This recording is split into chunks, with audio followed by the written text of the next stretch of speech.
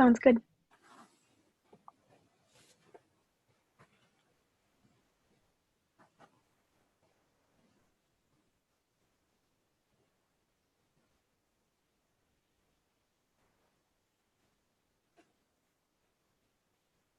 Good evening, everyone. Welcome to this week's episode of Why Am I a Seventh-day Adventist? My name is Kelly Doherty, here again with you this week from the University of Michigan.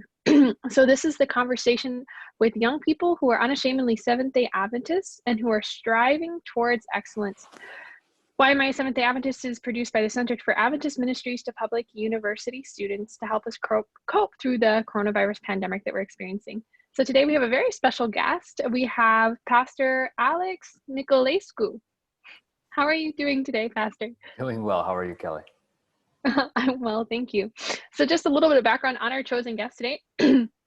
So Pastor Alex is a pastor in the Michigan Conference of Seventh-day Adventists currently, and where he is kind of more well known, at least from our end or my end as a student, is hearing his testimony about his work with victims of sex trafficking in this country and throughout the world. Just kind of a tidbit about a personal experience that I had with Pastor Alex. I heard his testimony for the second time a couple years ago at the Michigan Conference camp meeting. And I remember afterwards I went up and I asked him, so how did you come to this conclusion that this was going to be your life work? How did you know that this was going to be your ministry? And he looked at me and he said, what angers you most about the world? And I was like, that's an interesting. And he's like, look, because what angers you most about the world is probably going to give you, you're going to have some kind of passion to help fix that. And then you take that anger and you take that passion to fix it to God. And then often from there, you find what your life ministry is going to be. And that has stuck with me all throughout the years. And it has honestly helped me quite a lot. So I hope it'll help you too. So I'm really excited to have him here and to interview him today. So let's go ahead and get started with our first question. So Pastor, can you please tell us what your experience was like growing up and where you're from, things like that? Sure. So I was born in Chicago, but I basically grew up in Georgia. And my experience was a little odd. My parents were Adventists at the beginning, but then my dad left the church. My mom was the type of Adventist that in our early years that made people not want to be an Adventist. And that's kind of one of the reasons that my dad decided not to. And he got a little bit into spiritualism and kind of the new age and secret societies and things like that. And so we had a very weird thing going on. He basically told us that I don't care what you do in life, what religion you follow or whatever, just make sure that you're honest about it and sincere and whatnot. So he didn't really care much for that. They always had problems. We grew up in a home where there was lots of tension, lots of anger and arguments. And my brother and I didn't really care much for the church. I mean, we just went just because of friends and whatnot. We didn't know anything. It was just kind of beyond nominal, I would say. It was there. We knew about it, but we didn't know anything about the Adventist world, Adventist culture, because it was a Romanian community. So it was more just kind of a Romanian thing than it was actually an Adventist thing. I had no idea what a haystack was. I'm like, even to this day, I still say nachos. But it was just, it was, I think we kind of in a way, left the church, both my brother and I, in our teenage years. We kept the same friends, but all our friends for the most part were just, they were clubbing, they were drinking, they were, doing all that kinds of stuff. I didn't really get into that. I thought it was silly. So even though I wasn't in the church and I didn't care for the church, at the very least, I just didn't think that partying and drinking and sleeping around and doing that kinds of stuff didn't really interest me. I had other passions. I was into martial arts and athletics and adventures, and I was more of the, I guess you could say, I wouldn't say, adrenaline junkie, but to an extent, I did like danger. I didn't do extreme sports, but I liked putting myself in risky situations and doing that kinds of stuff. So that was a little bit of my growing up experience. My parents got divorced in kind of our late teens or early 20s. And so that kind of also created some interesting dynamics. But yeah, our home was not a good place growing up. We had a lot of conflict. Wasn't very close with any of my family members. But I think at least knowing about the church was something that kind of played a role in bringing me back later years. So then, can you explain some of your experience then with your education, like where you went to school and Mm-hmm. how that experience that you had leaving the church might have impacted you in the decisions that you made in your education? Well, I'll be honest with you, I always thought Adventist schools were just too expensive. And I just went public school all the time. I was just public school in high school, public school, well, in college, university. I was just like, let's just, I had 2 years free at college anyway. And so take advantage of that. And I was never interested in going to any Adventist schools. And in fact, the only Adventist school that I knew existed was Southern, because it wasn't too far from our house. I had no idea about any other Adventist institution in existence. Yeah, I just went to public school, public university.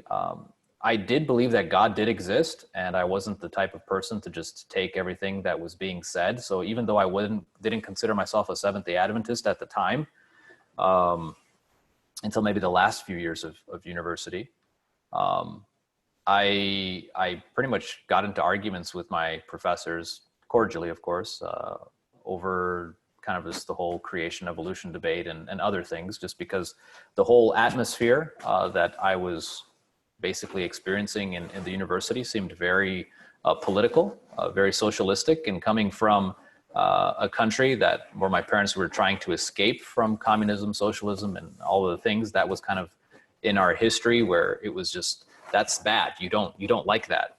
And then going to the educational system and seeing a lot of that, I kind of was like, well, why are we making everything political? Why do I have to believe all the things that you say? Why can't I question? And I thought universities were a place for discussion, and I found that wasn't always open to that. Yeah, that was kind of my experience at university. I loved it. I loved being there, and I loved being challenged, and I loved challenging. But I wasn't really founded in the faith until probably my last 2 or 3 years. And you'll see that I actually took the long route through college and university, because towards the end, about 2 years in, I started taking every other semester off and going to a foreign country. So about 23 years old is when I started taking semesters off and going to other countries. So what made you decide that you wanted to start taking time off of college to go visit other countries? And what was your goal in visiting other countries? Well, number one is the education is not in the school, or I would say it's just not only in the school. I mean, education is learning, and you learn through many different means. And while I like books and I like lectures, they have their limits. And so I was a very inquisitive person. I thought myself to be a very rational, kind of reasoning individual. And so there's things that I needed to experience myself. I needed to be there. I didn't want to just take somebody's word for it, that's what happened, or that's what's going on. You watch the news, you see something, and you're kind of like, oh, that's so sad. And then you eat your ice cream. It's just kind of like there's this huge disconnect between the problems that you see in the world and what you actually experience. Like you hear about this and you hear about that, but then you walk down the street and you don't see any of it. And so I said, well, I want to see it. I want to experience it. I want to be there. And so I found ways of getting to those places. And I think the biggest trigger to do that was I ended up getting challenged by a friend of mine to go to Arise when I was 23, I believe, 22 or 23. And I said, well, why would I go there? And I had heard David Ashrick before, and I thought he was cool, very energetic guy, very reasonable. And, I liked his arguments. I saw him at Georgia Tech speaking, and I thought he was pretty cool. And I was like, yeah, okay, well, whatever. I said, if they accept this, I'll go. And so the two of us ended up going, and that's where I met lots of people that I ended up going on these trips with. And they weren't like mission trips in the way that you think of them. Many of them were children of missionaries, and so they were living in those countries. And so I ended up just going, and literally just groups of 2 or 3. It wasn't like 2 weeks with a group of 20 or 30. It was 2 or 3 for 5 or 6 months. And so that was what I was looking for. I was looking for immersion. I wasn't looking for just, kind of just, I want to see a little bit of the country. I wanted to live with the people. I wanted to interact with them. I wanted to learn the culture. I tried my best to learn the languages. I wanted as much immersion as I could while still balancing it with school in some way. So for our listeners who don't know, can you explain what Arise is? Arise is like a mission college. It's kind of like a 4-month training school for kind of just I guess you could say, in a sense, it was originally for like Bible workers and lay missionaries and things like that. It's since changed a little bit, but it's more or less the same thing. And there's a few other ones as well. And I went there, and I'll be honest with you, when I arrived there, I'm like, I'm so out of place. I don't belong here at all. Like these guys are a bunch of holy people. What am I doing here? But at the end of it, I was actually really excited that I went. It's kind of, I guess you could say, what started me along actually studying my Bible. Like I knew about prophecy, but I didn't know anything. I knew about the Bible, but I didn't know anything. Like I didn't really read it. I mean, I read the Psalms. Like my mom used to pay me to memorize Psalms, and I forgot them all. But finally, after Arise, I was just kind of serious. Like, you know what? Either I'm going to do this. Either I'm going to exercise faith, or I'm going to run away from it. I can't just know about it and not do anything about it. I'm either going to explore it fully and recognize, it as being true, or I'm going to toss it to the side because I'm not going to play games just kind of like, the whole thing. So it's either all in or not. Sorry, go ahead. Oh, no. Go ahead. So this was pretty much a turning point in your experience then, where you're like, okay, I've come to the point where I've actually learned, and now I have that decision to make. I'm either going to go with my faith or I'm going to not. Right. And so then from there, you met these friends and they were children of missionaries. And so you decided to go to run with the faith and see where it would take you. And you decided to do these mission trips. So these, personalized mission trips in a way. Mm-hmm. So what was then the goal of these trips? Like, yes, you wanted to learn, but also did you have some kind of mission mindset in mind when you first started doing them after Arise? Yeah, and I think it was a mix of things. Like we always tend to intertwine our past with even our passions and other things like that. Like it's hard to escape kind of things that have happened to us. And I think that tension in the family that I grew up with, I was a pretty smart, inquisitive kid, but I would end up acting up. And so my parents, being, stern ex-communist country type people, would just oh, you're a useless kid, you're going to be embarrassments to us, why can't you do anything right, that kind of whole thing. And so I grew up in an environment where it was all just negative reinforcement on everything. And you need to stop being an embarrassment, you need to stop bringing shame to us, you need to just get your act together, like don't stop being useless. And it was just I never heard positive things. It was just you're an idiot. And I really hated that, and I didn't want to be like that. And so I kind of wanted to run away from that type of lifestyle. I wanted to do right. I wanted to help people. This sounds silly, but I think initially my life goal before that time, before Arise, was actually to be, to work in military black ops, right? I thought that what I was going to do is I was going to do spec ops, then I was going to go do special forces. And then eventually I'd work my way up and do, black ops, which apparently doesn't exist. And, I had ideas from movies and other books that I'd read and things like that. And I would train myself, to do things in my spare time. That's why I did martial arts. I started training with like Rangers at Fort Benning and hand-to-hand combat. And I contracted a few things. And, it was just, I try to integrate as much as I could because I thought that I could change the world by killing all the bad people. I was just angry. I was angry at all the bad stuff that happened. I was angry at my parents. I was angry at the world. I thought the whole world was unfair. And I wanted to change it. And I figured the best way to do it is just kill the bad guys. And that was very idealistic. And that obviously changed as I realized that every bad guy would just be replaced with another one. And you can't do that. And the same mechanism of fear, I thought maybe I could put fear in those positions, but in reality, those are the things that those positions use, is fear to manipulate the world. And I said, well, I don't want to use the same mechanism that they're using. There's got to be a better way. And so I started thinking about it. And that's the same time that I ended up going to Arise. And I realized, you know what? The best way to change the world is to change it for one individual at a time, and to try to create an environment where one person can actually thrive, as opposed to just, destroying what's there. I just don't think that's, I started looking at the life of Jesus as well and the way that he changed things. And I said, you know what, maybe I should change my MO. I should do things a little bit differently. And yes, I still had that part of me where I was angry. I wanted to right the world's wrongs. So I went on missions because also I was very cold-hearted in a way. While I wanted to do well, at the same time, my heart was just super, super cold. I had shut my emotions down. Like I hadn't cried since I was like 15 years old, for like 7 years. There's not a single tear for anything. I was just super, just robotic. I just need to get stuff done. And God was softening me and he said, listen, I need you to, I felt like God was saying, I need you to go to these places so that your heart can be broken for the individuals. And I knew that being a stubborn person, being a very kind of, while being stoic, I was also melancholic.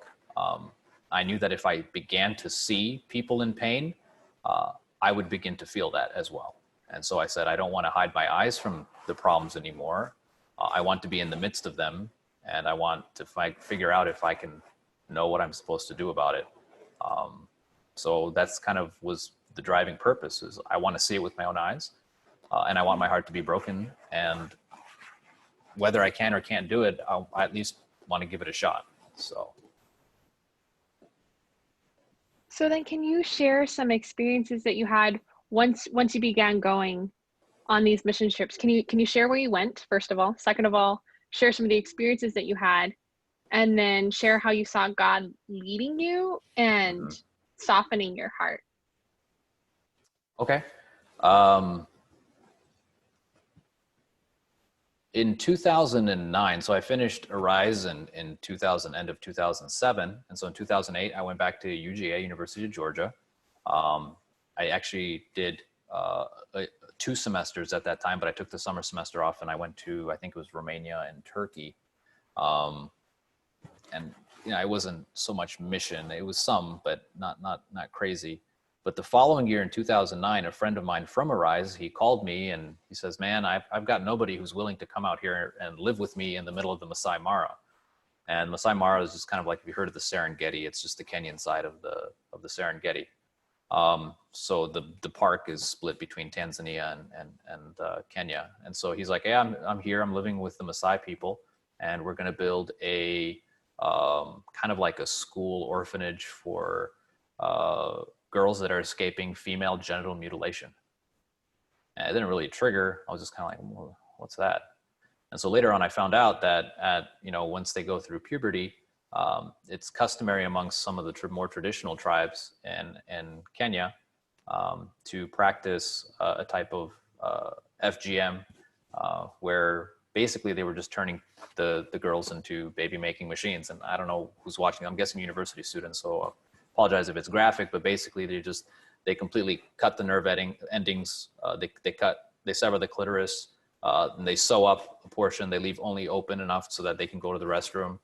And then when they get pregnant, they have to do like another process of unsewing, and it's extremely painful. And the idea is just to take the sensation altogether from the girl so that there's no incentive for her to leave her husband. And then it was also customary that when somebody else comes, like a visitor, like a respected person to your tribe, and you want to show them respect, then you can also offer up your wife to them.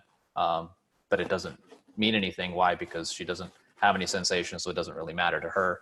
And that way you can treat your friend with respect and at the same time not have any fear of, your wife leaving you. And so what was happening that a lot of those men, they preferred to actually go to prostitutes because prostitutes responded to some level of stimulus, and they felt like their wife was, this is like nothing there, so let's go. So it was a huge problem. It was a huge problem in that area. And that he's just like, hey, there's 12-year-old girls, 13-year-old girls that are running away from this situation. They've got nowhere to go. There's a pastor that's taken a bunch of them into his house. And he and his wife can't do it anymore. So they've raised a bunch of money to kind of build this little place for them to stay. And I need help. And I was like, yeah, sure. So I went to Kenya and we built a little shack out of wood and tin and chicken wire with some cement tossed on the side right outside of Maasai village. And that's where we lived. You know, we made our own beds, did bucket showers, ate outside. We didn't have a kitchen or anything. It was just, it was primitive living, but it was awesome. It felt like reality. Like I wouldn't trade that for anything. Like I get to see the stars. I don't have to look at my phone. You know, like everybody's always worried, like, did I get an update? Did I get an, like, oh man, the peace and the quiet. It was amazing. But at the same time, I was also dealing with a real issue. So you've got the good part that you're able to be free from distractions so that when you see things, you can actually dedicate your time to it. And I think that here in America, we have a lot more problem where we can't dedicate our time to things. Why? Because we have so many other things, so many other responsibilities, so many other stressors in our life that will just break us down. And so we can't even focus on helping one particular area. So this was good for me because I'm ADD. And so I needed focus. But what was interesting is that despite what was going on, it still didn't really hit me hard. Like it made me angry, but it didn't make me like super angry. What made me super angry was something that happened still on that trip, but later on, where you know, my friend Jared, who I was there with, he basically said there's a pastor in South Sudan in a place called Karika, and he's been living there near the border with the Congo, the DRC. And the guy's been a faithful pastor for like 25 years. There's a school that was built for 400 kids, and there's like 600 or 700. They're meeting under trees. And the guy doesn't even have a house, and he's adopted a bunch of the kids. Like, we need to go build him a house. And I was like, yeah, that sounds like a pretty cool story. Let's go help this guy have a house.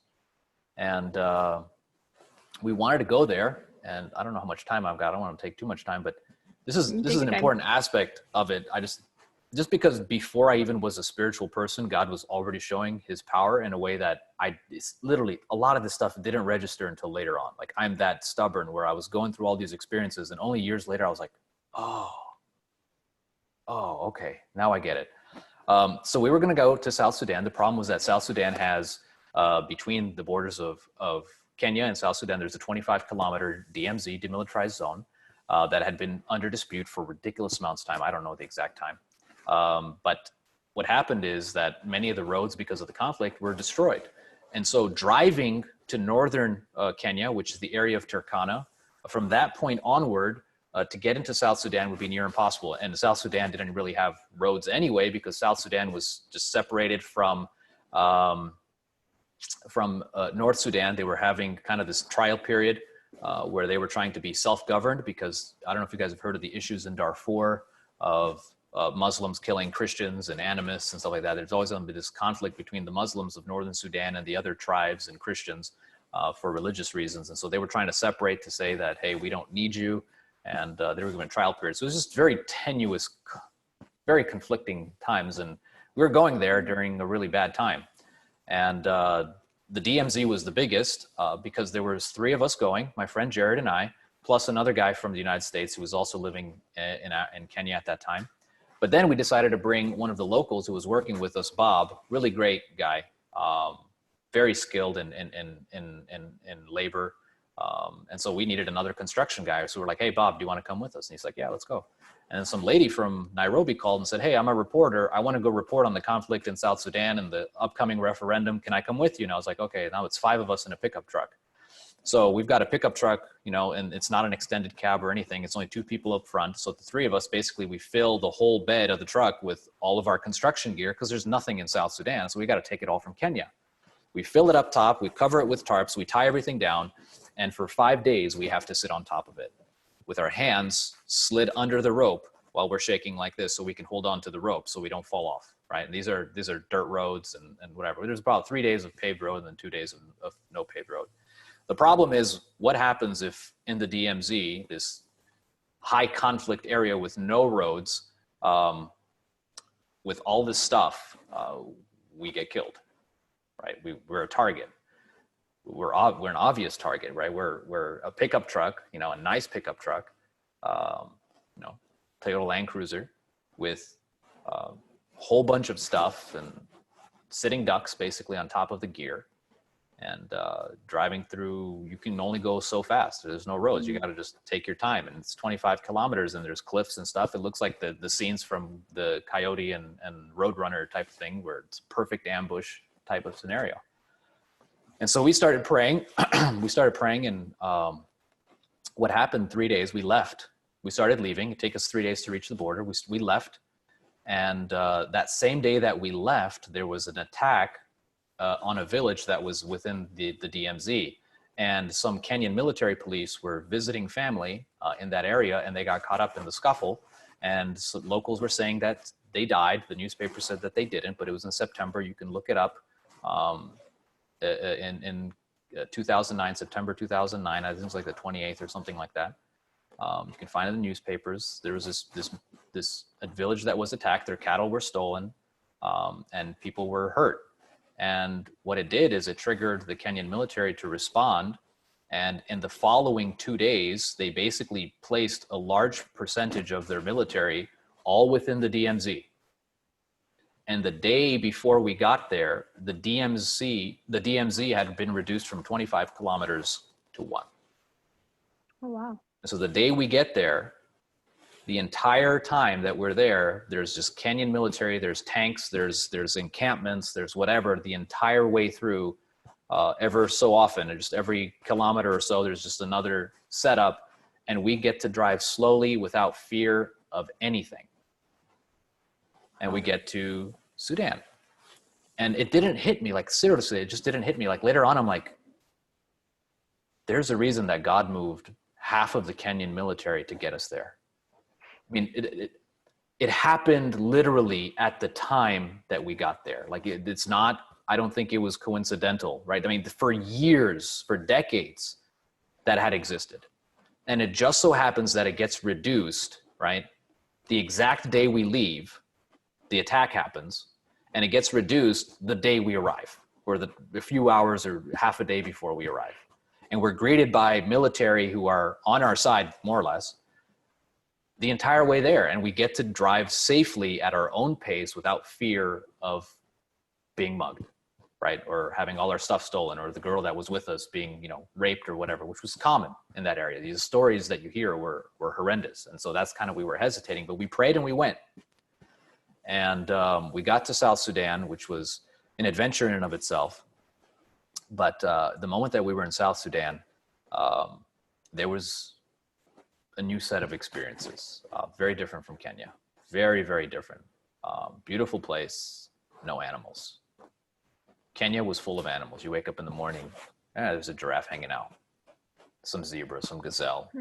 You go to the bathroom, you got to walk to a bush. We get used to taking a 30-minute walk to find a bush that hasn't been used, because there's not a lot of stuff around there, and on all the villages this bush has been used a lot, can't use this one. So you grab your roll of toilet paper and you walk from bush to bush, and it literally takes you sometimes half an hour or more to find a bush that you could use. And there might be a lion there, and there was times where we came pretty close, had some pretty close encounters with some dangerous beasts, and it was kind of cool in a way. But you get to South Sudan and there's nothing. There's nothing. Not a zebra, not a giraffe, not a gazelle, barely even a dog, except in maybe the town. Like it's dead. Everything's been killed. All the animals ran away. The place is a jungle. The only thing alive are mosquitoes and people. It was just eerie. And then you see broke down tanks, entire 18-wheelers just stuck in these massive potholes in the road where entire swaths of road have just been washed off. You can see remnants of severe conflict. And you're just driving through this, and you get to this village in the middle of nowhere in the jungle, and all of a sudden 600 kids, 600 or 700 kids. And I noticed something. There's like no men in the village. It's just women with like a handful of men and like 600, 700 kids. And it was just weird. And we started working, building Pastor Julius a house. We interacted with the kids as much as we could. Obviously, we were an object of fascination, not looking Sudanese.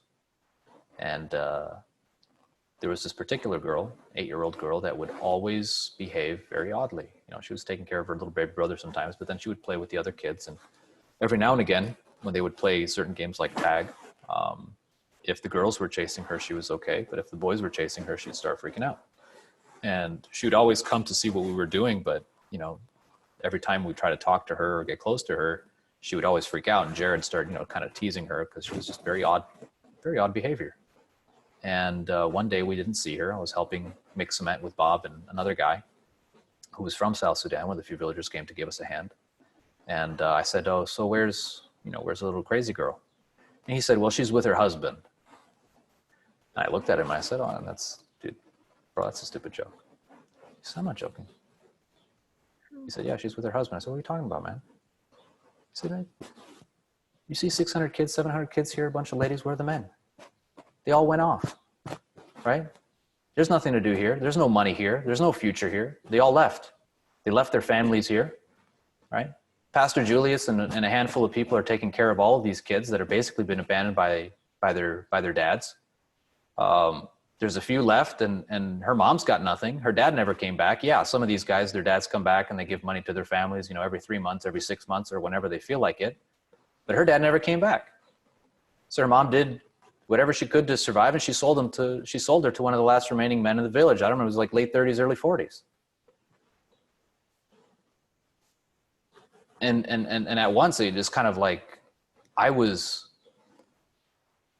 really really angry, just really, really, really angry. And I said, "Just show me where this guy lives. I'm gonna go kill him."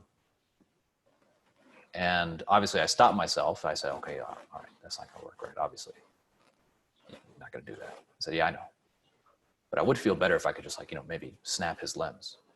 And, this wasn't just me talking in anger. Like, I had the capability of doing it. Like I told you, that I spent 10 years training stuff with militaries. I felt confident. I felt like I could do it. I can get away with it. I can take this guy out. But that wasn't the point. The point was, well, what about the rest? What about the rest of us? Right? Sudan is already a place in conflict. Am I going to add to it? Sudan already has a distrust of all of the foreigners that just came and just basically raped the country. Am I going to give them another reason to be angry with foreigners?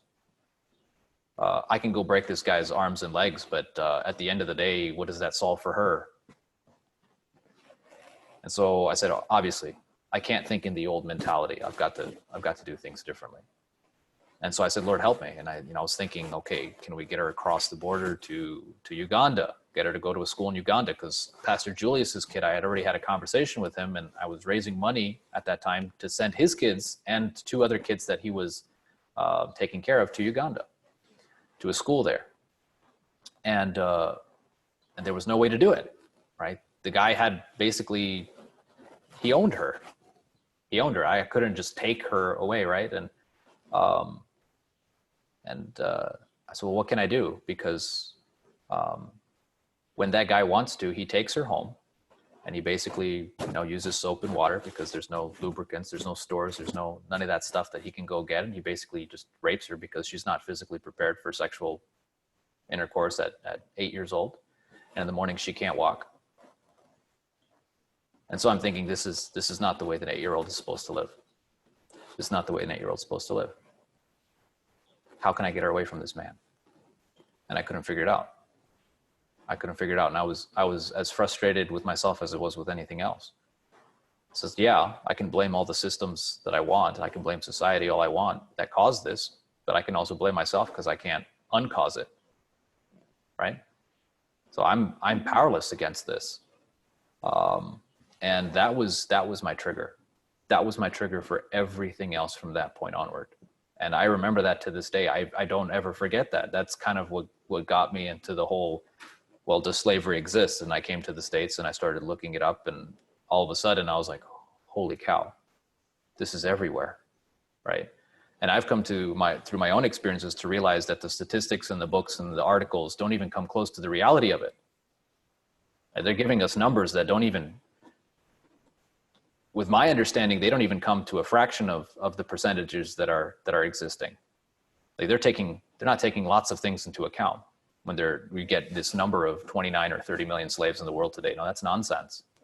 That's nonsense. That their definitions are off. There's way more than that.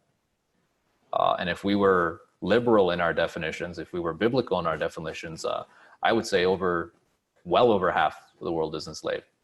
Obviously not to the extent of that 8-year-old girl, but I've come to understand slavery very differently since then.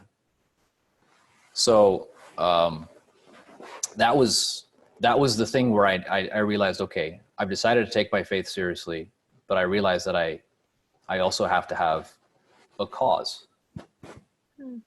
I also have to have a cause, because there's an aspect where I can understand something theoretically, theologically, doctrinally, but there's also something that I need to do to serve as God's hands and feet. And I need to do that something with a level of diligence that a stubborn person like me can't do, unless it's something that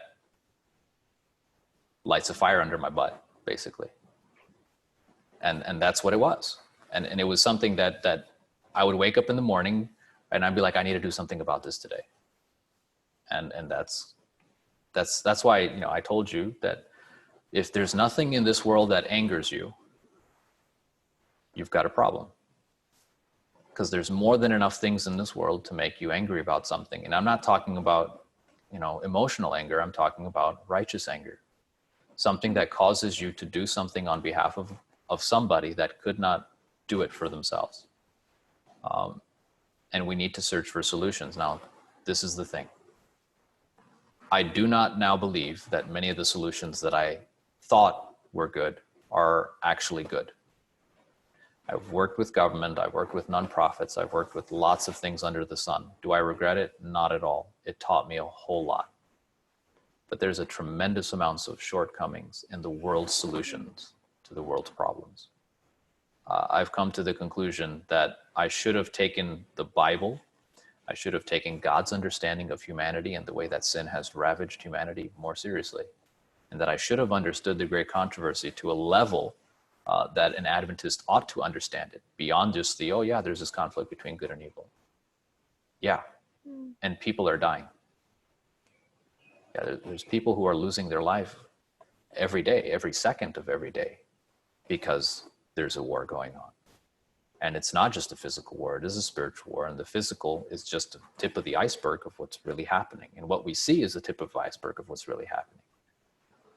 And so, through the experiences, and I'm not going to tell my testimony of Brazil, but that was kind of what began to give me the paradigm shift of beginning to see significantly more of the spiritual side of it, and recognizing that everything that is a solution has Jesus at its foundation, at its core. Trying to do good in a world without a spiritual understanding of what is causing the problem is going to give you a really bad response. And so when I see a lot of okay, I don't want people to get angry with me. When I was working with some friends and I, we were the first volunteers for a lawyer that was wanting to start a 24-hour call center for victims of trafficking in Atlanta. We met him by chance at some presentation, some screening of a documentary, and he's like, yeah, I've got nobody to help me. I said, well, we'll be your first. We're from Atlanta. We actually met him, I think, in some other place. And we met back in Atlanta. We went, he had some documents ready. We did our first kind of, semi-training. He managed to find an ex-pimp who came and kind of told us some things about the street and some, give us, the lowdown on stuff. And, the next 3.5 years were crazy. We ran the 24-hour call center, and the first year we had 45, I guess you could say, rescues. We ended up collaborating, creating relationships with different organizations that had homes, or I guess you could say halfway houses or recovery programs for girls that were on drugs or been involved in prostitution or things like that. And so we ended up kind of creating a protocol. We ended up working with the government as we were learning more things. We were petitioning, our congressmen and governors, and we ended up going and doing FBI trainings and trainings with police on investigations. And we ended up just running full speed. We did so much in such a short amount of time that within 3 years, the Department of Homeland Security was coming and asking us for advice. Wow. And so, here comes the DHS, and they said, hey, we're starting something called the Blue Campaign. It was under the Obama administration. They wanted to start, because things were coming out in the news about, human trafficking, and it was kind of becoming a buzzword, and people started seeing it on their radar. And if you guys ever saw the End It campaign, the X with the kind of whatever, the celebrities jumped on that actually started with us. We pitched that to the Passion City Church in Atlanta, Louis Giglio, and he kind of made that prominent. And so we did a lot. We were at the foundation of a lot of the counter trafficking stuff that became a bit bigger in the US. But my problem was the moment that we started collaborating with the DHS, I realized that they weren't taking us seriously. They said, hey, listen, we don't know anything. So we've been hired. It was a pastor and some politician and some other things. Like, we've been hired to basically get the people who are on the street, who have the knowledge, who have all these things. We're going to bring you guys together, and you guys are going to tell us how the government can help you. And so we came together, a few groups from Atlanta, a few groups from, I think, San Jose, California. There's some major cities that had them. Like, so the biggest hubs, the organizations from those hubs were coming together. And so we were talking with them. We were telling them kind of what's going on, how we'd like to see things, what collaboration we'd like to have with the government. And partway through that, I realized that these guys are not listening to us at all. They came like a few months later and said, this is what we came up with, and I'm like, you probably had this before you even talked to us. Like, there's nothing in here that helps us. In one of the meetings in front of everybody, I stood up and I said, hey, listen, we've got a boat here with a massive hole in it, and it's getting flooded by the second. And not only are you not helping us patch it, which is what we're asking you to do, you're not even giving us a bucket that can stem the tide of the inflow. You're giving us a cup. I says, if you're not going to listen to us, then what level of collaboration is there? And I basically walked out. And my friend who was with me, she also walked out. And a lot of people were nodding their heads. I mean, obviously they want to work with the government. They want to get some funding. But at the end of the day, they all had acknowledged that this was nonsense. And I realized that there's agendas at play. And it was not just this experience. It was lots of experiences. I realized that on the front, right? Oh, look, it's the Blue Campaign. Department of Homeland Security is starting this counter-trafficking division. The government is taking the problem of slavery seriously, modern day slavery seriously. And everybody's like, yay. At the end of the day, we knew that it was nonsense. It wasn't helping anybody. And I'd seen that over and over and over again. And when I see these movements that are trying to push for, rights and helping people that are have suffered from injustice, I'm all for it, but I'm not for the agenda behind it. And this is what I struggle with sometimes, because it sounds like if you denounce the agenda, you're denouncing the cause. And that's not the thing. The problem is that the world and politics will find a way of taking a righteous cause and mixing it with their own personal agenda, so it becomes convoluted, so that if you try to reject what they're trying to accomplish through your desire to do good, you're supposedly throwing out everything, and that's not the case. And so that's why I've realized that I can't get mixed into this stuff anymore. I have to focus on the spiritual aspect of it. Why? Because we war not against flesh and blood. We war against, principalities and powers, against spiritual wickedness in high places, right? We're dealing with something very, very different. And because I got to see it, I believe it. Most people would look at me and be like, that's fine. That's why I don't have a problem in telling people, yeah, go ahead, work with the government, work with nonprofits, volunteer your time, go with an organization. Why? Because if you understand as an Adventist what we believe, and you're able to be faithful to that and combine our understanding, or supposedly what is supposed to be our understanding of the great controversy, with what is happening, I believe God will give you clarity. I believe that it may take some people more time, some people less time, but eventually you'll begin to see things, and you'll hit your head against the wall enough times to figure things out. And we're afraid of failure. We're afraid of what progress looks like, because it's incremental. And I've failed. So I'm a perfect failure. I'm a master of failure, but that's why I've learned. And, a lot of people who are in college or university, they're afraid of failure. They want to do everything right. They want to meet expectations. They want to please everybody. And I said, forget that. Not because you're not supposed to do the best that you can and make people happy. I think we are too. But we can't base our whole life off of that. I think it's a dangerous way to live. Anyway, I know that was a bit of an extended response to just a simple question, but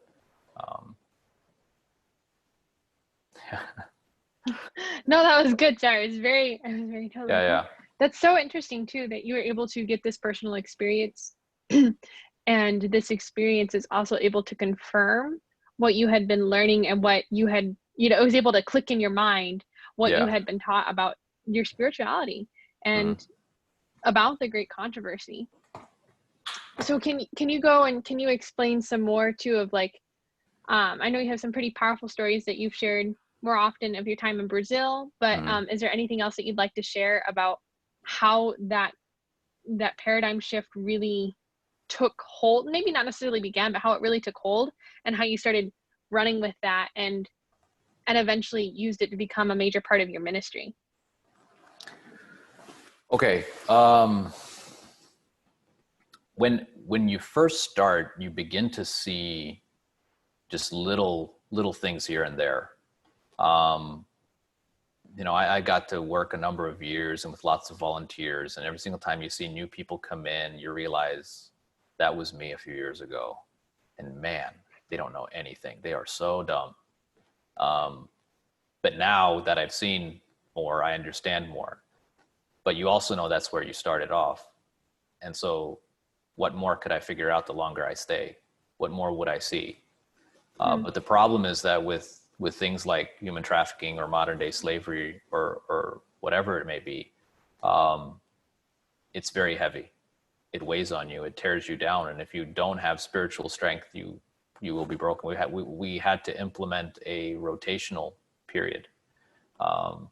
I said, guys, we can't do this. And so I proposed that we do rotations, 2 or 3 months on, 1 month off.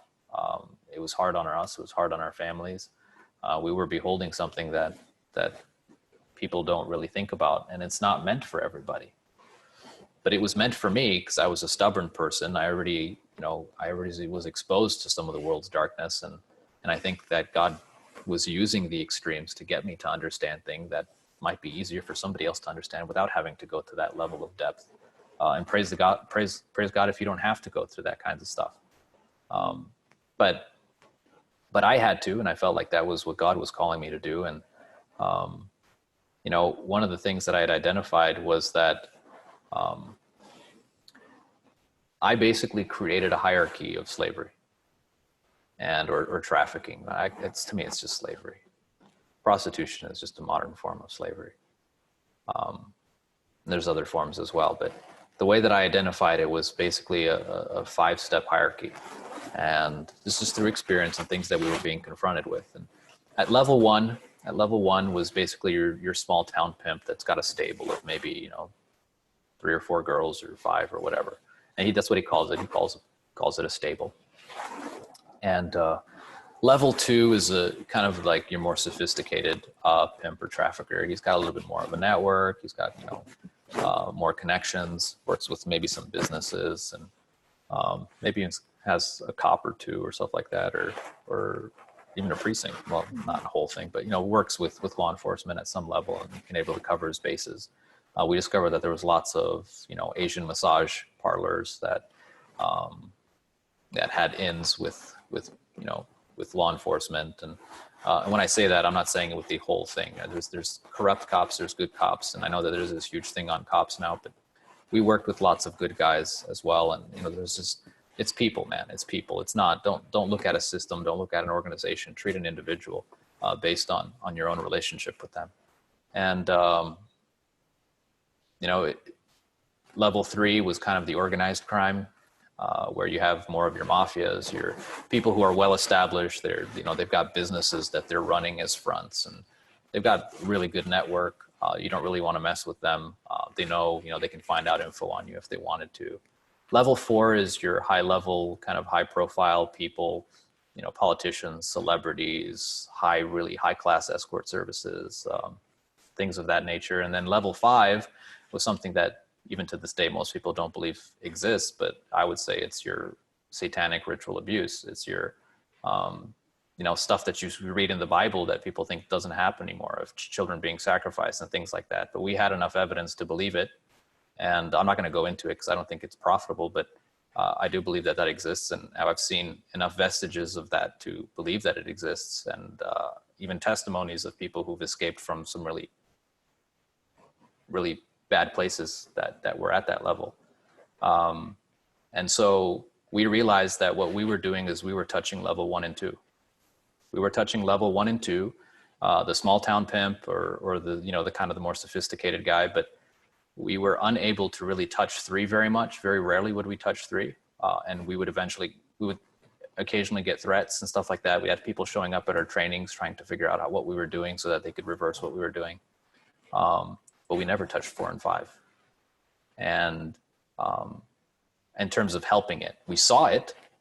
There was people that we would rescue, girls that we would rescue. And once again, I know this is, you know, graphic and stuff, but there were some of them that had really bad DID, dissociative identity disorder, and other issues and things like that. And we had a friend, I won't name her, but she dealt with those cases. And, you know, she came to me and a friend of mine who was also Adventist, and she understood the great controversy. And so the two of us were working really close, really hard on this for a long time.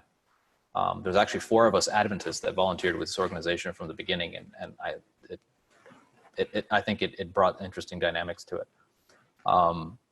But they were basically disappearing on certain days of the year, and then they would be found 2 or 3 days later, ritually raped on the side of the street, dead. And it was kind of like, well, they were going through recovery. Well, what happened? And, you know, I'm not going to go deep into it, but it was basically some level of psychological brainwashing or programming or things like that. You know, we didn't have tremendous amounts of information at that time. We could only assume things. Obviously now it's kind of just more research based overlaid on top of that. You know, we knew that there was something going on. We knew that it was very spiritual in nature, but we just couldn't put our fingers on it. We tried to explain the great controversy, but we ourselves just really didn't know. We could only assume. And so you see these things and you're wondering, man, I can see the spiritual side. I can see that there's something else. I can see that, you know, but at the same time, the only thing that I can deal with is levels 1 and 2. And there's a spiritual side to even level 1 and 2, but only until Brazil, when I began to see and be confronted by Satanists. By that point, since the whole thing transitioned to prayer, which we'd always had prayer, you know, even in 2013 when we were working during the Super Bowl. I mean, we were praying all night while we were going onto the streets and into clubs and you know, these crazy places in New Orleans, which is already is a bad place in certain areas, trying to get, you know, girls out of this and we try to help boys sometimes too, but unfortunately at that time there was nothing. There was not a single place that would accept males. I mean, there was 1 or 2 places, but it was not something we had real confidence in. And so it was just like, there's no recovery. There's no nothing for boys, and boys are, you know, obviously not to the extent that girls are being caught into this, but still there's just no resources for them. So we were kind of feeling distraught. We were praying, we were trying to get stuff done. And you get to see a little bit of that warfare, a bit of that tension, but not until Brazil, until God stripped everything from me. My dependence, I had no organization backing me. I had nobody there. Everybody had abandoned me. Nobody was answering my emails. The people that I talked to, the plans that I had made for starting a summer camp during the FIFA World Cup for kids that were living in the slums so that they wouldn't be trafficked, because the government was saying that the number of kids trafficked would go up 300% prior to the World Cup. What are they going to go missing for? This is government statistics. It's probably going to be worse than the government says. But if the government thinks that the number of missing kids is going to go up 300% leading up to the World Cup, what do you think they're going to go missing for? And so I said, hey, let's just do this camp. And literally within a month of being in Brazil, everything came to nothing. And I was just by myself. And I started walking down the street and I said, Lord, I can't stay in this place anymore. But I said that I was going to come here and I don't know what I'm supposed to do, but I'm going to still figure it out. I was desperate. And I saw somebody that looked depressed, and I said, oh, there's another depressed person. So I didn't speak Portuguese, and so I'll pray for her. So I started praying for her, not with her, because I couldn't speak the language, and walked, and I saw another guy, and he looked depressed, and I said, okay, well, it's National Depressed Day, so I prayed for that guy. And then in my experiences as working in this for a while, I started walking through shady parts of town where I was told not to go, but I could tell, just by picking out certain things that this, something's not right here, something's going down here, and you get a sense for things, I I'm not perfect at it, but you kind of get a feeling for places that, you know, stuff's happening. So I started praying for those places. And before I knew it, 5 hours had passed, and I had spent 5 hours just walking and praying. I got back to the house and I felt strengthened. I said, I get it. This is what you want me to do. I think you stripped away all my dependency on people, on organizations, or whatever. I've already had those experiences. Now you're trying to teach me something else. I said, I'll do it. I'll go to every single city that is a World Cup host city in Brazil, and I will pray for it. I'm going to walk 1,000 miles on foot. I ended up walking, I think, like 16 or 1,700 miles on foot, praying around these cities, around the stadiums. I said, Lord, you take me to the slums. You know, send me somebody to come pray with me, because I think there's power in that. I understood a little bit that you shouldn't really go alone. And so, I called some guy that I hadn't talked to in 6 years from Arise. I was not even good friends with him at Arise. I met the guy. He was nice. And I don't know why I had talked to him. I was like, hey, bro, I know we never really talked. We were never close, but I'm in Brazil. I'm doing this. You want to come? He said, you got money? I got no money. Is with an organization? There's no organization. We got no sponsors. I don't know anybody in Brazil. We're going to go to all these cities. I don't know anybody in those cities. We just got nothing. You got to pay your own way. Bad advertising. He calls me the next day or sends me a message on Facebook, and he's like, yeah, I'll be there. So he pays his own way. And we each had like $800, more or less. And within that 6-month period, we received $8,000 without ever asking, without ever advertising. We never told anybody what we were doing. I didn't post things on Facebook except for like just very rarely every now and again when, they would add me, the locals would add me to something. But we ended up showing up to every single town, and somebody we had never met would be waiting at the bus stop or at the airport and saying, hey, are you Alex and Levi? Yeah, I've heard about you. You're staying at my house. The entire time, there was only one night where we had to stay at a hotel. That was my fault, bad communication. But literally these doors opened where our tickets were getting paid for, our bus tickets, our airplane tickets, our places to stay. And we never asked anybody for anything. We never told anybody anything. It was just happening. And we were walking into places where doors were opening into the favelas, which are the world's most dangerous slums, or considered to be at least at the top of the world's most dangerous slums among those. And we were walking in there. We were walking into 20 plus favelas, just continuously, just walking through, even at night. Right. And there's stories about how we even got into them, but people were like, you guys are crazy. And we ended up even convincing locals from the churches to walk in there with us. And we were understanding that one of the first conversations we had was with a high priest of black magic, went into the very first favela that we were walking into. And he said, you guys are the very first ones to come here. He says, we know darkness. He says, we know darkness. We know who rules this place. And this is the big boss. When I thought we were going to the big boss of the slum, I thought, I'm talking like the drug trafficker or the arms dealer, like, the mafia guy. But no. It was the high priest of black magic religion. He's the guy. He's the number one guy. And it reminded me because later on we ended up talking to a woman on the streets who was a prostitute. And she said that the reason she was there was because somebody had cast a black magic spell on her 3 children. And she had to pay $10,000 to another high priest to cast another spell to protect her children from the previous one. And so we're kind of like, man, this is kind of like some crazy stuff. And we had met tons of witches and stuff like that, like stuff you don't see in the States. Stuff you see in Africa, stuff you see in Asia, stuff you see in South America, everywhere but the States. And in Europe, you see witches too, and black magic and all this kinds of, sorcery and whatnot. It's real, and people are afraid of it. And it's at the basis of a lot of the societies that end up creating this system of, well, humans are objects, right? They're tradable in exchange. You can exchange them for things. And it doesn't have value. Why? Because the only religion, the only person that can place value on you is Jesus, right? Because he gave his life for you. And what is Jesus' life worth? It's infinite. And so if Jesus with infinite life has given you your value of infinite, then that basically takes you off the market. Nobody can buy or pay an equivalent price that Jesus has. So you don't have to be on the market anymore. But you look at the world and the way that it judges things. You even look at the systems in Revelation 18, where it's trading things and it's trading animals and it's trading people. And the reason why is because their value is finite. Humans are objects in the eyes of false religious systems. And we don't realize that human trafficking is the result of a religious philosophy, of a spiritual philosophy. This is Satan's philosophy, right? And this is at the foundation of everything that is not Christ-based. Everything that is not Christ-based. And I sound so like narrow-minded to say something like that. I'd be like, oh yeah, everybody's got good and all that kinds of stuff and we can do whatever. Like, no, I'm sorry. I've met enough Satanists. I've met enough people in the dark. Like I've experienced, like I've had my life threatened.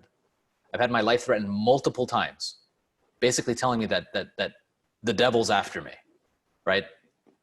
In America, I've had people come up to me, and they always seem to be like from South America or Africa. They come to me and they say, hey, listen, I know who you are. So you've never met me before. I've never met you before, but I know who you are. Says, I've heard about you. And we weren't known at this time. We had never done any public speaking or whatever. People would just come up to us and say, nobody else knows what you're doing, but I know what you're doing. Says, we hear about these things. Says, you're taking Satan's property away from him, right? Was the message that we'd heard multiple times. It says, you're invading Satan's territory and you're taking his property from him. It says, those people belong to him. They're his property. It says, you're putting a target on your back and that's never going to go away. Even if you choose to give up what you're doing, it says you have a permanent target on your back because Satan doesn't forget. He doesn't forget those who've offended him. And he's how do I put this? He's like a little kid. He won't let things go, right? He's vengeful. He says, you better hold on to the Lord. You better keep on going and you better keep on doing what you're doing and don't associate with people who don't understand what you're doing. Just don't associate. And it changed my mind completely. I recognize that this is real spiritual warfare. This is legit spiritual warfare. And yes, there's physical manifestations to it. Yes, life is involved. Life and death is absolutely involved. We're caught in the middle of this and our life is in the balance of it. It's a unique ministry because it's not one that you can really, I can't give you data. I mean, I can tell you how many people are being trafficked. I can tell you that this is happening, but people haven't been there. And so you're just gonna have to take my word for it or not. Or you can begin to get involved yourself and explore it and you'll begin to see remnants of it. And you don't have to go as far as I have, but at least you'll begin to understand some of the things that those of us who've been longer in it and deeper in it are talking about, that we're not, it's amazing that we as Christians talk about the great controversy, but then denounce when we hear its manifestation. Sometimes it's a little upsetting. I've never sought attention. Ever since the beginning, I've just wanted to escape all the cycle of pain that I was in. And I wanted to say this needs to stop somewhere. We need to start helping people. We need to stop propagating this. And even in my best attempts to do so, I propagated it. And I realized the only escape is through Jesus. That's the only escape. Why? Because there's a rule that's involved. And that's that I propagate the sins of my father into the third and fourth generation. And the only way that I can escape that is that I need a new father. That's the only rational, logical explanation. I need a father who doesn't sin. I need to be a part of a different family that doesn't sin. And if I'm part of that family, then I need to begin to fight the way that family fights, not in a physical sense, the way the earthly family fights, but in the way that my spiritual father fights. And that's a very different way of fighting. It's a very different way of seeing things. It's a very different way of dealing with things. It's a completely different worldview. It's a completely different worldview. And it's not one that you can just study theologically. That's too limited to somehow say that all you can do is just set the parameters from the Bible or some books and you understand it. No, you need to be involved. You need to see its outplay. You need to throw yourself in the midst of the fire and allow God to deliver you. That's how you're going to get it. And, that's what began to change even a stubborn person like me. And not to say that I haven't backtracked. I've backtracked lots of times. I feel like, man, I'm such a wuss. I should have kept on going. But I know that God still has that for me. I know that I'm in a bit of a break right now to understand kind of the more biblical aspect of it, so that when I go back in, I'm not making the same mistakes of trying to do things the world's way, but trying to understand the real spiritual way of doing it. And so that's where I'm at. That's what I'm trying to figure out right now. Is I'm allowing God to teach me to see things in a way that I've not seen before, because I want to do things the right way, the way that Jesus would do them, and not rely on the world anymore for its answers, because they're not viable to me. They may be viable to some and you can learn through them. I get that. That's fine. but to me, they're not viable anymore. So that's kind of the journey that Christ has brought me on. It's not been easy, and it's still not. I've almost died many, many, many times, but every single one of them is just another thing to rejoice over, in all honesty. And I don't know, I don't even keep track, but yeah. These stories are amazing. And just being able to see how God has protected you and how God has led you and how you can look back with foresight foresight, that's the wrong word. But you can look back and you can see what God has done. And I guess then from there, what's the call for action for us, for students? Because students are often in this place where they're figuring themselves out. They're trying to get there. They're in a place where they're old enough to make their own decisions. They're thinking logically and they want to help out the world. I mean, so what do we do? How can we learn from the experience of others to build upon that and to go out and to do ministry and to tell the world about Jesus? Well, I can't say that I have a 12-step plan or anything like that, but I would say, like, once again, you need to find something that bothers you, that stirs your soul, that says, hey, listen, I don't like what's going on, and there may be multiple things, and that's, that's okay too. But having, and if you don't have something, ask God to put a burden on your heart. And here's the thing. We always blame people for being apathetic. Of course we are. That only makes sense. The only logical response to a human being who doesn't present himself or herself to the sufferings of others is apathy. You can't possibly have a heart for other people if you're hiding your eyes from it. And I'm not saying looking it on Facebook or social media and the news. That's not looking at it. I mean, getting into the midst of it is looking at it. That's how you begin to, you listen to people's stories, you hear people's experiences and whatnot. That's how you begin to have your heart softened for a certain thing. And for me, it happened when I was in Africa and I saw that girl, and that's what broke my heart. And that's what I've been trying to do ever since then, more or less, handle slavery, right? And understand this whole history that's been going on, because I see it so much bigger than just that one story that started the whole thing. And you will begin to see it as so much more than that one story that starts it in your life. But you need to expose yourself to the needs of others. So step one, if you don't have something that angers you already, expose yourself to the needs of others and see where it begins. And it can change. Don't be afraid to have your course change. Everybody's like, no, I got to pick one thing and just do it. No. If your course changes, it changes. It's okay. 2, don't be afraid of failure. Don't be afraid to have your course change. Don't be afraid to make mistakes. Don't be afraid to have people look at you and be like, well, what are you doing with your life? Or why'd you change your mind or whatever? Like, listen, that's going to happen. That's okay, right? Allow those experiences to grow, because that is the number one educational process that you go through is, right, the combination of what you learn theoretically and what you experience in the real world. You put those together. Number 3 is use your brain. Think logically, and don't accept what everybody is telling you. Like, we have a tendency to be like, well, my professor told me. No, if you're not going to do that with your pastor, don't do that with your professor, right? If you're not, like, don't listen to what everybody tells you and take everybody's word for it. You're going to have to think critically. And the world's answers are not always the best answers. You need to actually question those as well. I mean, if you're going to question the Bible, if you're going to question your faith, if you're going to question those things, why wouldn't you question anything else? It's legitimate to ask good and strong questions about things. And I believe that not necessarily that God is trying to prove himself, but I believe that God will show himself more faithful than the world will. I think you'll be more jaded if you trust in the world's answers. And you may need to be jaded to a certain extent for you to finally realize, oh yeah, this is vanity. Just like Solomon had to come to that conclusion. So don't be afraid to make that mistake. Move forward. Why? Because if you're sitting, God can't direct you. I don't think God can direct you if you're sitting. You have to be moving. And yeah, I get it. You're not going to be saved by good intentions. You're going to do some pretty dumb stuff. I understand that. But sincerity does help. Sincerity does help, and humility helps a whole lot more. If we are humble and if we're willing to be wrong, and if we're willing to even give up our own rights, then we get a long way.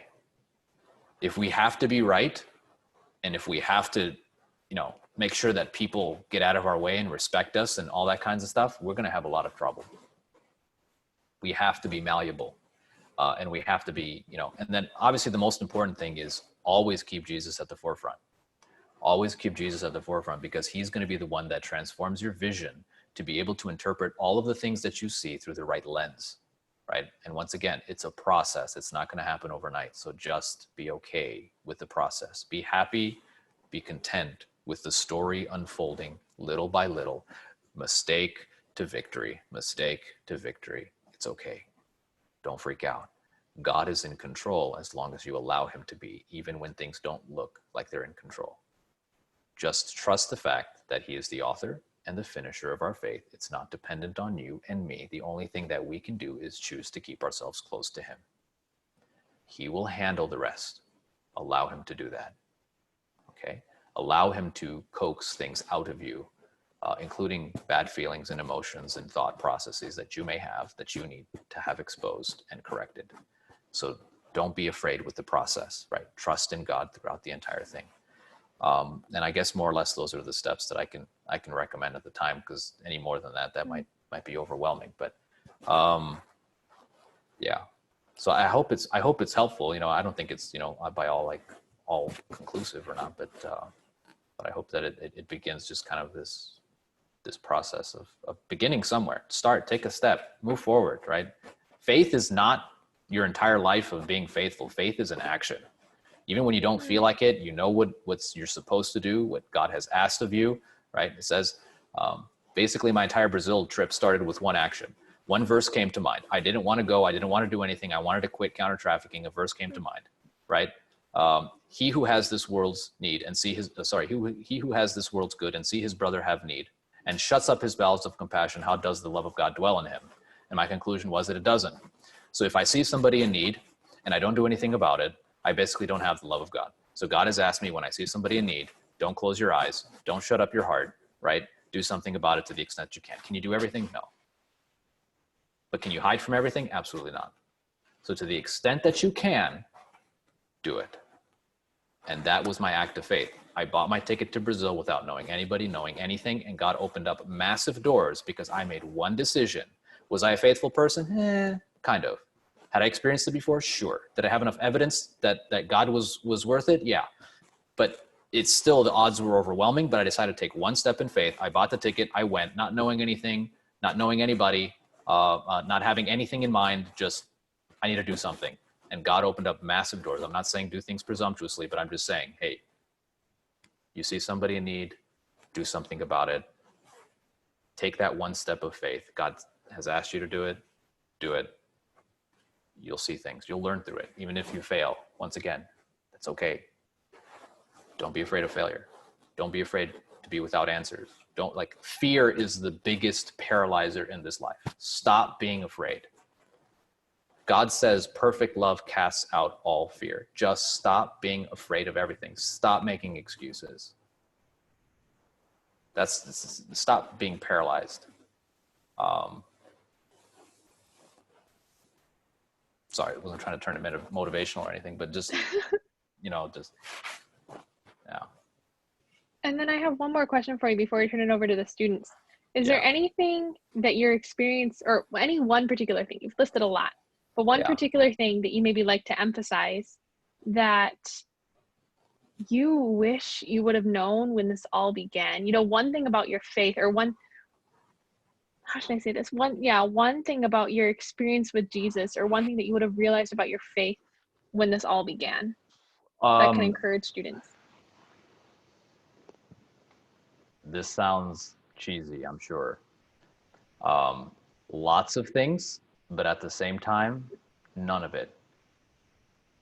Because I recognize now that the experience was necessary to make the knowledge real. Having merely the knowledge about something without the experience of it, like had I not been in the slums, had I not had my life threatened, had I not seen that girl, had I not experienced that stuff, I could have known that stuff was happening. And yes, it would have helped me greatly to know a lot of that stuff. But maybe that would have kept me from actually going and searching for the answers to those questions. And those experiences in combination with what God was teaching me started to click. And so, yes, we could always say, I wish that I could restart my life and have all of this knowledge of all of those things, but you can't do that without the experiences that combined with the knowledge gave you the real knowledge. because there's something that you can know in the mere academic assent of things, but when you really know something is when the mind and the experience, the heart, are combined. And I think that the mind and the heart need to be together on it, right? You need to experience something both logically, rationally, mentally, but also emotionally, heartfelt, and experientially. The moment that those two connect is when your knowledge goes beyond knowledge. It becomes real. And so, yes and no, because I recognize that I needed to go through those things in order to understand what I understand. And so, I don't know. Well, let's open it up and see if there's any students or anybody that joined us today that has any questions. If you have any questions, feel free to unmute yourself and ask. Or even put them in the chat.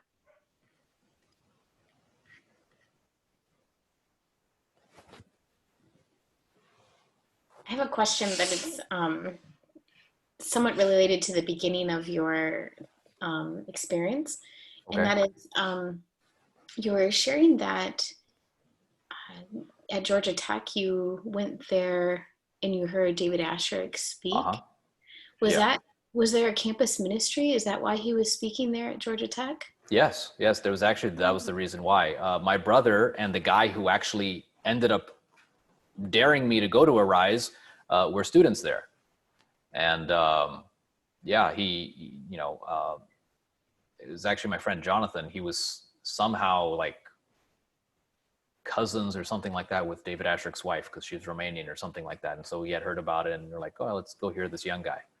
And we saw this energetic guy, and it was because the campus ministry had set it up there. It was just a small group of, I think, maybe 6 or 7 students. It was tiny, right? But they did a lot of stuff, and that was probably one of the starting points, I would say, that even exposed me to that, so that when he invited me to Arise, I knew what he was talking about, more or less, right? Because I knew who he was talking about. So, yeah.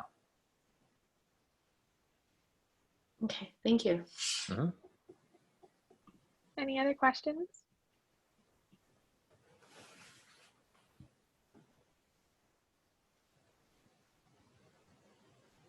So I went long okay, there. well, no, we greatly appreciate it. Pastor, thank you so much for joining us today. And then just in closing, we have one last question that we ask everybody before they go. And it's, what does it mean to be a Seventh-day Adventist for you? What does it mean to be a Seventh-day Adventist for me? I suppose it means first and foremost just to walk with Jesus. Prayer ministry taught me that we live as Seventh-day Adventists understanding both the great controversy and the sanctuary message, which I think that we partially understand, but I've learned that the spiritual life is real, and that prayer, walking with Jesus as he wanted to walk with us in the garden, as he walked with Enoch, as he wanted to walk with his disciples, who oftentimes didn't, left him and didn't walk with him anymore, but his desire is to walk with us. And I think that being a Seventh-day Adventist has taught me ways of walking with Jesus in ways that I could not have understood otherwise. And that is through actually understanding the spiritual nature of many of our doctrines, which is not just trying to prove things that we're better than others, but actually they have a real significant relational spiritual component, which oftentimes unfortunately go ignored. But understanding those things, understanding resting in Jesus, understanding the rest that Christ is in the Sabbath, understanding the sanctuary message, even understanding the sanctuary helped me to understand slavery, because I believe that Satan takes everything and creates a counterfeit out of it. And so when I look at prostitution, I basically took the sanctuary process of salvation and I did it in reverse. And I found that that's the way that exploitation happens. And I created a model on the sanctuary in reverse. And so I realized that a lot of our doctrines are going to teach me a whole lot about the world and understand how to interpret the things that I see. It gives me a worldview that nothing else gave me. And so what does it mean to be a Seventh-day Adventist is to understand what's going on, to understand the great controversy, and to know how to walk with Jesus and to fight as he fights in a spiritual sense against our spiritual enemy. I guess more or less that's what it means to me. So. Well, thank you for joining us and for for sharing your powerful testimony. I know it was a blessing to me and to all those listening. So to those of you listening, please go back, watch it, share it with your friends, and tell others about it too. Also, you can always keep track of us every week. We do this at 7 o'clock at Sundays. We go live on Facebook, so you can feel free to watch last week's, also watch next week's too, and join us. And in closing, Pastor, would you please pray for us? Sure. Father, Lord, what an honor it is that we should be called your sons. Lord, it says, behold, what manner of love the Father has bestowed upon us, Lord, that we should be called the sons of God. I pray, Lord, that we would begin to walk, that we would begin to behold, that we would begin to look, O Lord, to you and not to the things of this world. And I pray that if we do choose to look at the things of this world, that we would see them for the vanity they are. That you would expose, O Lord, the lies and the darkness that exist, that you would help us to see, O Lord, your marvelous light. That you would help us to understand that we are in the midst of a conflict, and that you, O Lord, desire to be on our side, if we are willing to be on yours. Lord, I pray that we might begin to understand the wonderful truths that we have, but in a way that goes beyond just the theoretical. That you, O Lord, would create in us a vision for who it is that you would have us to be, not just what it is that you would have us to do. We tend to focus so much on what we want to do and forget, O Lord, that you have called us to be someone that has faith, somebody that delights, O Lord, in righteousness and in justice and purity and holiness. Somebody that shuns evil. Somebody that denounces the darkness. Somebody that stands up for those that are hurting. And I pray, Lord, that that would be the focus of our lives, not just the careers, but what type of person do we want to be? And I pray that it would be in the likeness of Christ. Lord, each and every one of us have decisions that need to be made. I pray, Lord, that you would give us the strength and the wisdom, the fortitude, O Lord, to make the right decisions at each moment in time. But also, Lord, the humility that when we've made the wrong decisions, that we could turn to you. Lord, feel free to correct us. Feel free to rebuke us and teach us, and may we accept it and rejoice in it, as you have said, the wise man rejoices in being rebuked, O Lord. I pray that we would all be teachable, that you would lead us, O Lord, and that you would be the light of our life. Lord, I don't know what difficulties, what struggles, what life decisions these young people have to make. But I pray, O Lord, that they would make, O Lord, the decision that changes their life, and that is the decision to follow you wholly. That is a really hard thing to do. And so I pray that you would help us, O Lord, to reject all the allurements that exist, that you would help us to honor you, and that whatever it is that we choose to do, that ultimately we would choose to be yours. I thank you, Lord, for all these young people. I thank you for their beautiful lives and the plans that you have for them. I believe, O Lord, that they can be amazing witnesses and changes in this life. We thank you, Lord, for loving us. I pray that you would protect us and that you would keep us in the name of Jesus. Amen. Amen. Thank you. You're very welcome. Good evening, everyone. Have a good evening.